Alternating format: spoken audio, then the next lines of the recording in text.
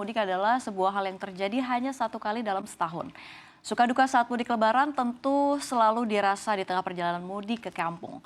Sebagian menyatakan mudik tahun ini mudik termeriah sepanjang sejarah. Namun ada juga yang merasakan mudik kali ini mudik yang mengerikan karena harus kehilangan sanak saudara karena kecelakaan yang terjadi. Begitulah suka dukanya. Selengkapnya dalam Lika-Liku Mudik 2024. Kita lihat slide yang pertama.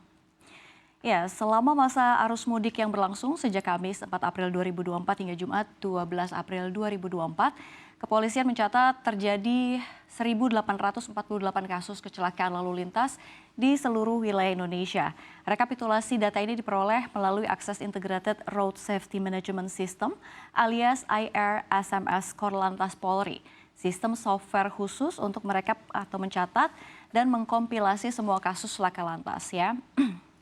Jadi, IRSMS sendiri ini membagi rekap laka menjadi dua bagian, yakni selama waktu awal arus mudik tanggal 4 dan 7 sampai 7 April 2024 dan waktu puncak arus mudik tanggal 8 hingga 12 April 2024.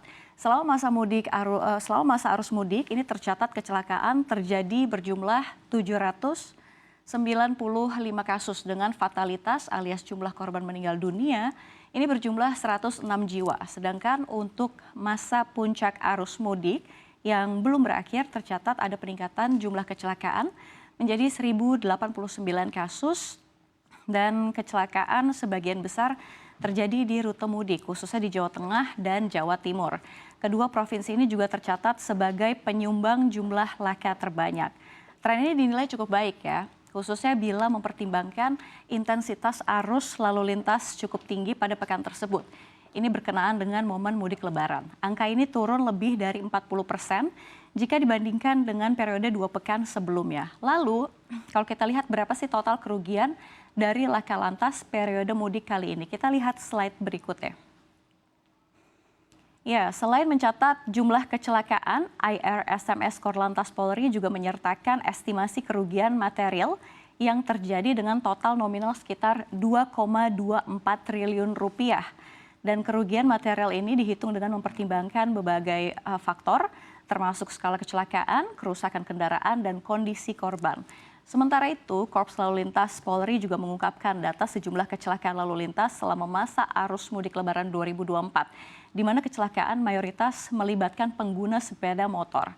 Jadi kalau kita lihat sepeda motor ada 73%, lalu berikutnya ada bus 12%, 10% angkutan barang, 2% mobil pribadi, dan yang lain-lainnya 3%.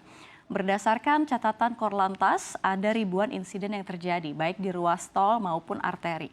Meskipun jumlah itu mengalami penurunan dibandingkan tahun sebelumnya. Jadi secara nasional kecelakaan lalu lintas ini ada penurunan dari 2.159 turun menjadi 1.835 atau bisa sekitar turun 15%.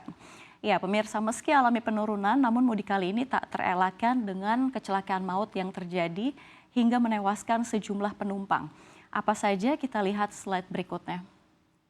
Ya kalau kita lihat ini ada kecelakaan maut yang terjadi di KM 58 Tol Cikampek, Karawang Timur yang terjadi pada Senin 8 April lalu. Di pagi hari tentunya dan melibatkan setidaknya 3 kendaraan dan mengakibatkan 12 orang tewas.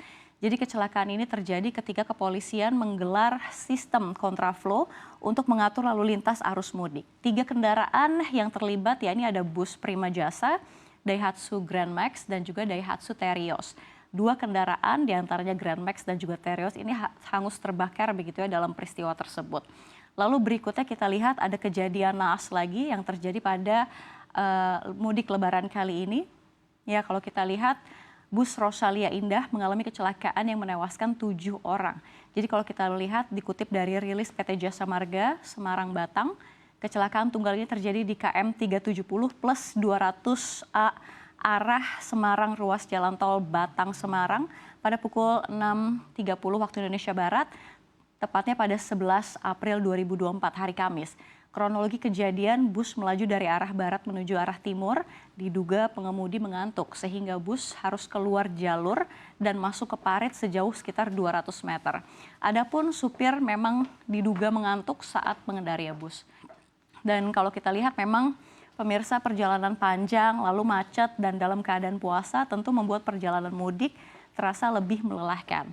Nah, dalam kondisi ini pemudik harus waspada ya agar perjalanan aman sampai tujuan. Meski melelahkan pengendara, tetap perlu mematuhi aturan berkendara di jalan raya. Tidak hanya demi keselamatan pribadi, melainkan juga demi keamanan dan kenyamanan bersama.